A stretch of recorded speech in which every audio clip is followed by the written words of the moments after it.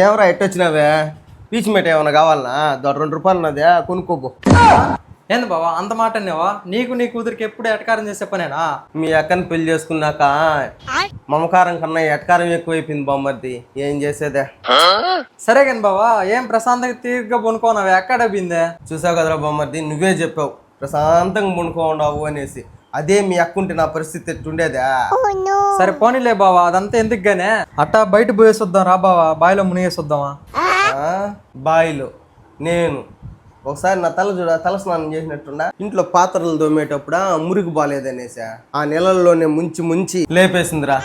తలంతా చూడేట అయిపోయినదు. నువ్వే పోయ్యా, నువ్వే ఎంజాయ్ చేయనా. ఏంది బావా నీ పరిస్థితి ఇంత దారుణంగా ఉందా? ఏమిరా ఎటకారంగా ఉన్నది నీకా? ఎటకారంగా ఉంటా ఇంకేంది బావా అదే? మరి మురికి నీళ్ళు ముంచి లేపింది అనేసి చెప్తున్నావు కదా బావ, కొంచెం కూడా సిగ్గు లేకుండా చెప్తున్నావా?